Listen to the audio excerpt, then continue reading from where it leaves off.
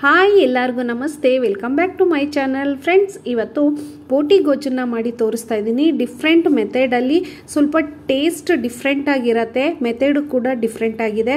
ತಿಂತಾ ಇದ್ರೆ ನಿಮಗೆ ಹೋಟೆಲಲ್ಲಿ ಮಾಡಿರೋ ಒಂದು ಬೋಟಿ ಗೊಜ್ಜನ್ನ ತಿನ್ನೋ ಫೀಲ್ ಇರುತ್ತೆ. ಆ ಥರ ಟೇಸ್ಟಿಯಾಗಿ ಮನೆಯಲ್ಲಿ ಮಾಡ್ಕೊಳ್ಳುವಂಥ ಒಂದು ಬೋಟಿ ಗೊಜ್ಜು ಮಾಡ್ತಾ ಇದ್ದೀನಿ.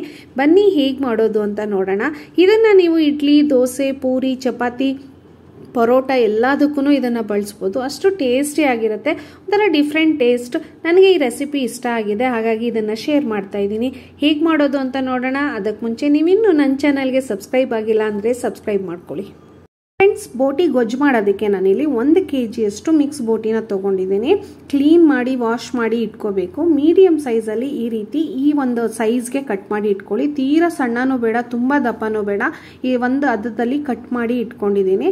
ಕ್ಲೀನ್ ಮಾಡಿರುವಂಥ ಬೋಟಿನ ಈಗ ನಾನು ಒಂದು ಕುಕ್ಕರ್ಗೆ ಹಾಕೊಳ್ತಾ ಇದ್ದೀನಿ. ಫಸ್ಟು ಏನಕ್ಕಂದರೆ ಮಟನನ್ನು ಬೇಯಿಸ್ಕೊಳ್ಳೇಬೇಕು ನಾವು ಯಾವುದೇ ಗ್ರೇವಿ ಗೊಜ್ಜು ಮಾಡಬೇಕಂದ್ರೆ. ಇಲ್ಲಿ ಕೂಡ ನಾನು ಒಂದು ಕುಕ್ಕರ್ಗೆ ಬೋಟಿನ ಹಾಕೊಂಡು ಅದಕ್ಕೆ ರುಚಿಗೆ ಎಷ್ಟು ಉಪ್ಪು ಬೇಕು ಅಷ್ಟು ಹಾಕೊಳ್ತಾ ಇದ್ದೀನಿ. ಜೊತೆಗೆ ಇಲ್ಲಿ ನಮ್ಮ ಮನೆಯಲ್ಲಿ ಬಳಸುವಂಥ ಮಟನ್ ಪೌಡರ್ನ ಬಳಸ್ತಾ ಇದ್ದೀನಿ. ಮಟನ್ ಸಾಂಬಾರ್ಗೆ ಅಂತಾನೆ ಸಪ್ರೇಟ್ ಬಳಸ್ತೀವಲ್ಲ, ಅದನ್ನು ಇಲ್ಲಿ ನಾನು 1 ಸ್ಪೂನ್ ಅಷ್ಟು ಹಾಕಿದ್ದೀನಿ. ಜೊತೆಗೆ ನೀರು ಹಾಕೊಳ್ತಾ ಇದ್ದೀನಿ. ನಿಮ್ಮ ಮನೆಯಲ್ಲಿ ಮಟನ್ ಪೌಡರ್ ಆ ಥರ ಬಳಸಲ್ಲ ಅಂದರೆ ಧನಿಯಾ ಪೌಡರ್ ಮತ್ತು ಚಿಲ್ಲಿ ಪೌಡರ್ನ ಮಿಕ್ಸ್ ಮಾಡಿ ಹಾಕೋಬೋದು. ಅದು ಜಸ್ಟ್ ಖಾರ ಉಪ್ಪು ಹಿಡೀಲಿ ಅಂತ ಆ ಮಸಾಲ ಹಾಕೊಳ್ತಾ ಇರೋದು. ಇಷ್ಟನ್ನು ಹಾಕಿ ಲಿಡ್ಡನ್ನ ಕ್ಲೋಸ್ ಮಾಡಿ 2 ರಿಂದ 3 ವಿಷಲ್ ಹಾಕಿಸ್ಕೊಳ್ತಾ ಇದ್ದೀನಿ. ವಿಷಲ್ ಬರೋಷ್ಟರಲ್ಲಿ ಒಂದು ಇಂಗ್ರೀಡಿಯೆಂಟ್ಸ್ನ ರೆಡಿ ಮಾಡಿ ಇಟ್ಕೊಂಡಿದ್ದೀನಿ. ಅದನ್ನು ಏನೇನು ತೊಗೊಂಡಿದ್ದೀನಿ ಅಂತ ಹೇಳ್ತಾ ಇದ್ದೀನಿ. ಮೊದಲನೇದಾಗಿ ಕಸ್ತೂರಿ ಮೇಥಿ, ಈರುಳ್ಳಿ ಮತ್ತು ಇಲ್ಲಿ ತೆಂಗಿನಕಾಯಿ ಮತ್ತು ಗೋಡಂಬಿನ ಪೇಸ್ಟ್ ಮಾಡಿ ಇಟ್ಕೊಂಡಿದ್ದೀನಿ. ಟೊಮೆಟೊ ಪೇಸ್ಟ್ ತೊಗೊಂಡಿದ್ದೀನಿ ಮತ್ತು ಆನಿಯನ್ ಪೇಸ್ಟನ್ನು ಮಾಡಿ ಇಟ್ಕೊಂಡಿದ್ದೀನಿ. ಶುಂಠಿ ಬೆಳ್ಳುಳ್ಳಿ ಪೇಸ್ಟ್, ಆಲ್ಮೋಸ್ಟ್ ಎಲ್ಲ ಪೇಸ್ಟ್ಗಳನ್ನ ಮಾಡಿ ಇಟ್ಕೊಂಡಿದ್ದೀನಿ. ಗ್ರೀನ್ ಚಿಲ್ಲಿ ಪೇಸ್ಟ್ ಖಾರಕ್ಕೆ. ಪೌಡರ್ಗಳು ಬಂದು ಧನಿಯಾ powder, chilli powder, Kashmir chilli powder, garam masala ಮತ್ತು ಮಟನ್ ಮಸಾಲ ತೊಗೊಂಡಿದ್ದೀನಿ 1 ಸ್ಪೂನ್ ಅಷ್ಟು. ಪೆಪ್ಪರ್ ಪೌಡರ್, ಅರಿಶಿನ, ಇಷ್ಟು ಪೌಡರ್ಗಳನ್ನ ತೊಗೊಂಡಿದ್ದೀನಿ. ಒಂದು ಸೈಡಲ್ಲಿ ಪ್ಯಾನ್ ಇಟ್ಕೊಳ್ಳೋಣ. ಒಂದು ದೊಡ್ಡ ಕಡಾಯಿ ಇಟ್ಕೊಂಡಿದ್ದೀನಿ. 1 kg ಮಟನ್ ಇಡಿಸುವಷ್ಟು ಪಾತ್ರೆ ಇಟ್ಕೊಂಡಿದ್ದೀನಿ. ಇಲ್ಲಿ ಒಂದು 50 ಗ್ರಾಮ್ ಅಷ್ಟು ಎಣ್ಣೆ ಹಾಕ್ಕೊಳ್ಳೋಣ. ಎಣ್ಣೆ ಕಡಿಮೆ ಹಾಕ್ಕೊಂಡ್ರೂ ನಡೆಯುತ್ತೆ. ಮಸಾಲ ಹುರಿಯೋದಕ್ಕೆ ಬೇಕಾದಷ್ಟು ಎಣ್ಣೆ ಹಾಕ್ಕೊಳ್ಳಿ.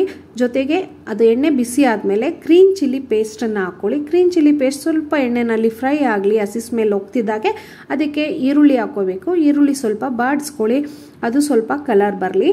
ಹಾಗೆ ಫ್ರೈ ಆದಮೇಲೆ ಅದಕ್ಕೆ 1 ಟೇಬಲ್ ಸ್ಪೂನ್ ಅಥವಾ 1.5 ಟೇಬಲ್ ಸ್ಪೂನ್ ಅಷ್ಟು ಶುಂಠಿ ಬೆಳ್ಳುಳ್ಳಿ ಪೇಸ್ಟನ್ನು ನಾನಿಲ್ಲಿ ಬಳಸಿದ್ದೀನಿ. ಹಸಿ ಸ್ಮೆಲ್ ಹೋಗೋವರೆಗೂ ಇದನ್ನು ಕೂಡ ಹುರ್ಕೋಬೇಕು. ಜೊತೆಗೆ ಸ್ವಲ್ಪ ಫ್ರೈ ಆಗ್ತಾನೆ ಆನಿಯನ್ ಪೇಸ್ಟ್ ಮತ್ತು ಟೊಮೆಟೊ ಪೇಸ್ಟ್ ಎಲ್ಲ ಮಿಕ್ಸ್ ಮಾಡ್ತಾ ಹೋಗಬೇಕು. ನಾನಿಲ್ಲಿ ಆನಿಯನ್ ಪೇಸ್ಟ್ಗೆ ಒಂದು 4 ಈರುಳ್ಳಿ ತೊಗೊಂಡು ಪೇಸ್ಟ್ ಮಾಡಿದ್ದೀನಿ. 4 ಟೊಮೆಟೊ ತೊಗೊಂಡು ಅದನ್ನು ಪ್ಯೂರಿ ಮಾಡಿ ಇಟ್ಕೊಂಡಿದ್ದೀನಿ.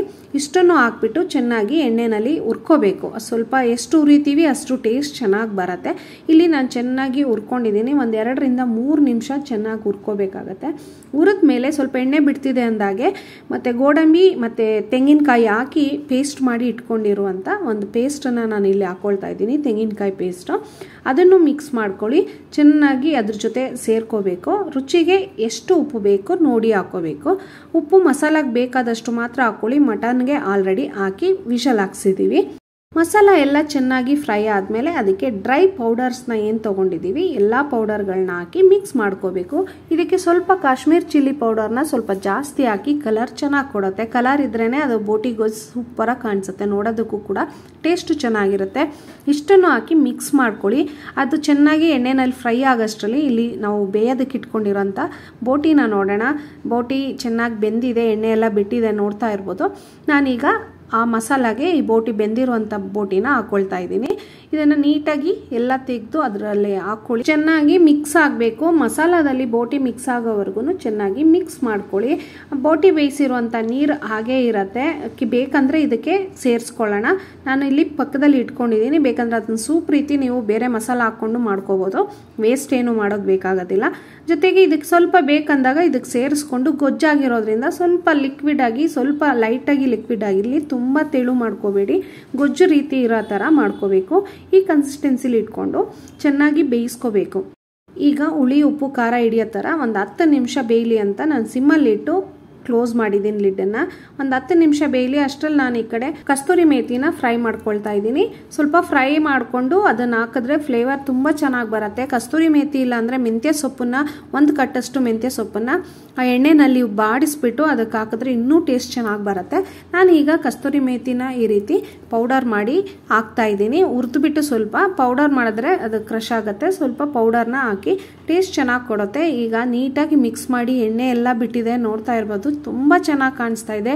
ಇಲ್ಲಿ ನಾನು ಯಾವುದೇ ತರಕಾರಿ ಕಾಳುಗಳನ್ನ ಬಳಸ್ತೇನೆ, ಬರೀ ಬೋಟಿನ ಮಾತ್ರ ಬಳಸಿ ಗೊಜ್ಜು ಮಾಡಿದ್ದೀನಿ. ತುಂಬ ಚೆನ್ನಾಗಿರುತ್ತೆ.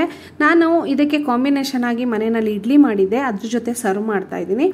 ಸೊ ರೆಡಿ ಟು ಹೀಟ್ ನಮ್ಮ ಬೋಟಿ ಗೊಜ್ಜು ರೆಡಿ ಆಗಿದೆ. ತುಂಬ ಚೆನ್ನಾಗಿರುತ್ತೆ, ಸ್ಪೈಸಿಯಾಗಿ ಕೂಡ ಮಾಡ್ಕೋಬೋದು. ನೀವು ಕೂಡ ಟ್ರೈ ಮಾಡಿ, ತುಂಬ ಚೆನ್ನಾಗಿ ಬರುತ್ತೆ. ರೆಸಿಪಿ ಸಿಂಪಲ್ ಆಗಿ ಮಾಡ್ಕೊಳ್ಳುವಂಥದ್ದು. ಸೊ ನಿಮಗೆಲ್ಲ ಇಷ್ಟ ಆಗಿದೆ ಅಂದ್ಕೊಂಡಿದ್ದೀನಿ. ಇದನ್ನು ದೋಸೆ, ಇಡ್ಲಿ, ಪೂರಿ, ಚಪಾತಿ ಯಾವುದ್ರ ಜೊತೆನಲ್ಲಾದ್ರೂ ಕಾಂಬಿನೇಷನ್ ಆಗಿ ಬಳಸ್ಬೋದು, ಅಷ್ಟು ಚೆನ್ನಾಗಿರುತ್ತೆ. ಸೊ ಈ ರೆಸಿಪಿ ಇಷ್ಟ ಆಗಿದ್ರೆ ಒಂದು ಲೈಕ್ ಕೊಡಿ. ಇನ್ನು ನನ್ನ ಚಾನಲ್ಗೆ ಸಬ್ಸ್ಕ್ರೈಬ್ ಆಗಿಲ್ಲ ಅಂದರೆ ಈಗಲೇ ಸಬ್ಸ್ಕ್ರೈಬ್ ಮಾಡ್ಕೊಳ್ಳಿ. ನೋಟಿಫಿಕೇಶನ್ಗಾಗಿ ಪಕ್ಕದಲ್ಲೇ ಇರುವಂಥ ಬೆಲ್ ಐಕಾನ್ ಪ್ರೆಸ್ ಮಾಡಿ. Thank you.